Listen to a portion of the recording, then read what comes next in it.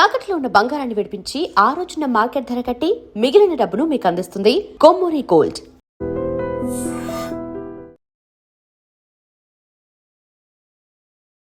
నమస్కారం, welcome to I dream.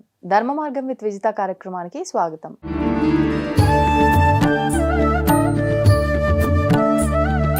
ప్రస్తుతం మనతో పాటు ఉన్నారు దివ్య విశ్వశక్తి పరివార ప్రచారకులు స్వామి ఓం స్వరూప్ గారు. ఇప్పుడు వారితో మాట్లాడి మరిన్ని విషయాలు తెలుసుకుందాం. నమస్కారం అండి. దివ్య స్వరూపులకి దివ్యాశిషులు శుభం. అయితే ప్రస్తుతం మనం ఒక విషయం ఎక్కువగా వింటూ ఉన్నాము. ఎవరికి సంబంధించి అని అంటే సెలబ్రిటీలకు సంబంధించిన విషయాలు ఒక్కటని కాదు, అది ఏ విషయమైనా చాలా ఎక్కువ హల్చల్ అవుతుంది.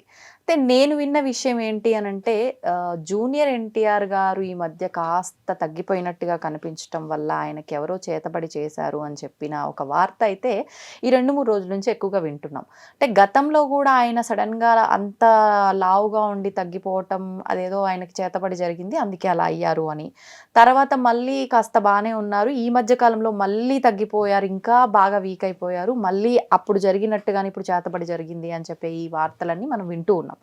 అంటే అసలు ఈ చేతబడి అనేది ఒక మూఢనమ్మకంగా భావిస్తూ ఉంటారు చాలా మంది. నమ్మే వాళ్ళు నమ్ముతూ ఉంటారు, కానీ అది ఒకప్పటి కాలంలో ఉండేది, ఇప్పుడు మాత్రం అలాంటివి ఏమీ లేవు అని చెప్పి.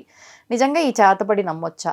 జూనియర్ ఎన్టీఆర్ గారు తగ్గటానికి కారణం సినిమా కోసమా, మరి చేతబడి వల్ల? ఈ విషయాన్ని వివరించండి. అమ్మా, లోకో భిన్న రుచి. రకరకాల మనుషులు ఏవేవో చెప్తూ ఉంటారు. అందులో సాధ్య అసాధ్యాలు, సత్యము చాలా లోతైన విషయాలు.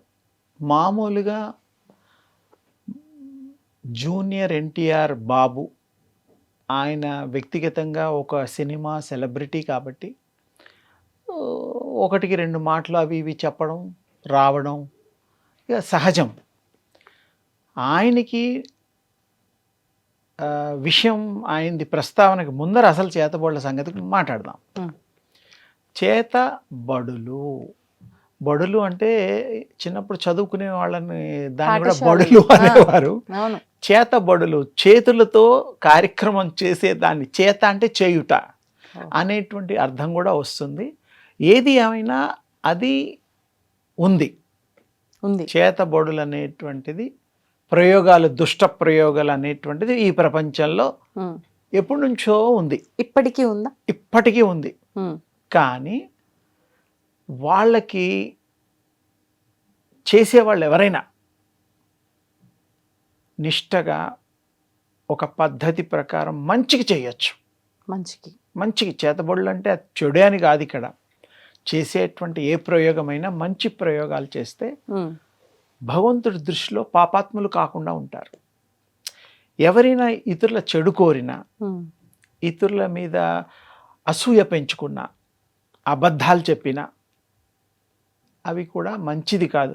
మనిషి పురోభివృద్ధికి అది ఆటంకం అవుతుంది. ఈ చేతబడులు అనేటువంటిది ప్రయోగాలు, బాణామతి, చెల్లంగి, బోల్డ్ పేర్లు ఉన్నాయి. అవన్నీ కూడా సత్యమే. కానీ ఇప్పుడు 100లో 1% కూడా లేవు. అదేంటి, ఇంకేంటి 100% లేనట్టే కదా అని అనుకుంటారు. కానీ కోటాను కోట్ల ప్రజల్లో ఏ ఒక్కడో నన్ను కోరడానికి, చేరడానికి ప్రయత్నిస్తున్నాడని గీతాచార్యులు వారు చెప్పారు. అంటే అది కోటాను కోట్లు అంటే 100% అని కాదు, వెరీ రేర్ అని అర్థము.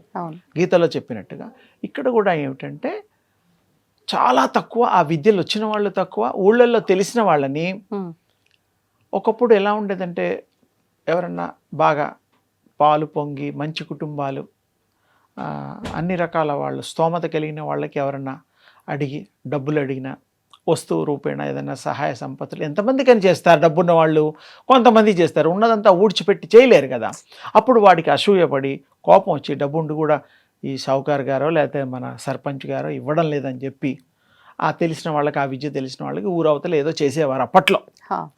అవి కొన్ని అయ్యేవి, కొన్ని కావు. వాళ్ళ గురువులు ఇచ్చిన సాధన బట్టి డిపెండ్ అయి ఉంటుంది.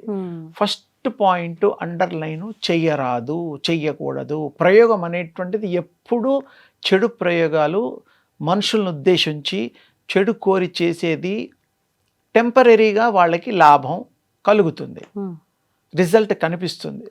తర్వాత చేయించిన వాళ్ళు, చేసిన వాళ్ళు అడ్రస్ అనేటువంటిది ప్రతివాడికి ఉంటుంది. అది లేకుండా అయిపోతారు. అంటే నష్టపోతారు, చేయరాదు. పూర్వం కూడా ఎన్నో ఉపమానాలు ఉన్నాయి. అందుకని ఒకటి ఇప్పుడు వెరీ రేర్, సిటీలలో ఉండరు, ఏదో ఊళ్ళల్లో కూడా ఉండరు, వాళ్ళు తరిమేస్తున్నారు ఇలాంటి పనులు చేసిన వాళ్ళకి. ఏదో ఇంకెక్కడన్నా అడవులలో ఎక్కడన్నా ఉంటే ఎతికినా దొరకరు నాకు తెలిసి.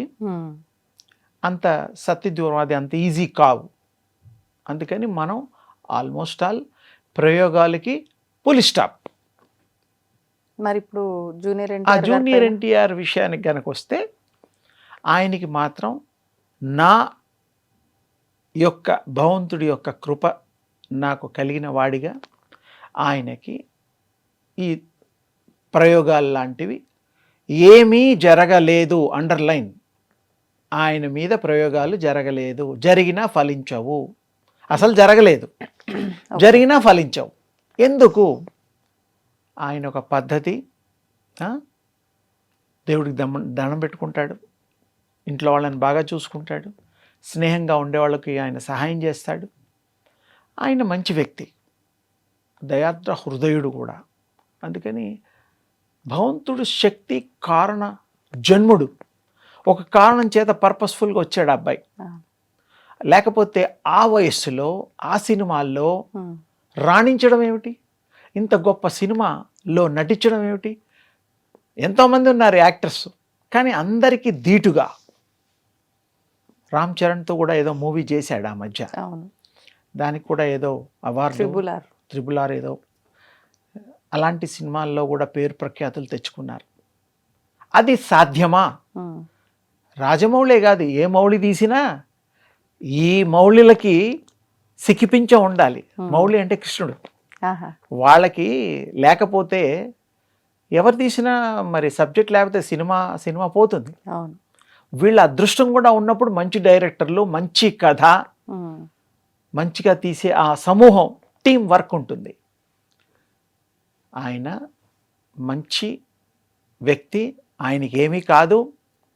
మంచి 10 కాలాల పాటు చల్లగా ఉంటారు, ఆరోగ్యవంతంగా ఉంటారు. సినిమాలు ఒకటి సహజం. ఆయనకి ఈ ప్రయోగాలు అంటవు, అండర్లైన్. ఎందుకు? ఆయన వీటి అన్నిటికీ డిఫరెంట్గా ఉంటారు.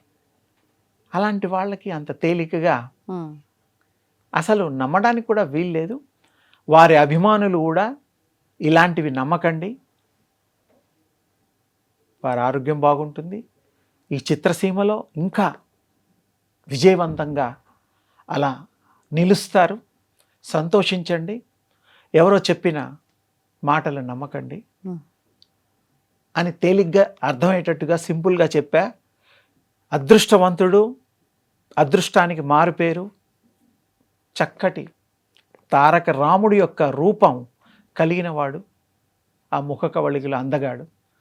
సో అదృష్టవంతుడు, అందగాడు, ఇంకా ఎన్ని పేరు చెప్పినా పొగడ్డం అవుతుంది. కాబట్టి పిల్లల్ని పొగడకూడదు, ఆయుక్షణం. అందుకని ఆశీర్వదించాలి. వారికి ఆయురారోగ్యాలు భగవంతుడు కల్పించి కలగజేసి ఎప్పుడు ఆ స్థాయిలో నిలబడతాడని, అందుకు ఈ అబ్బాయికి అర్హత ఉందని నేను నాకు తోచిన విధంగా, అనిపించిన విధంగా ఆ అబ్బాయి గురించి చెప్పడం జరుగుతుంది. ఆ అబ్బాయి కూడా అన్ని సుఖాలు, భోగాలు, భగవంతుడి యొక్క కృప విశేషంగా కలగాలని నా వంతు నేను ఆశీర్వదిస్తున్నాను.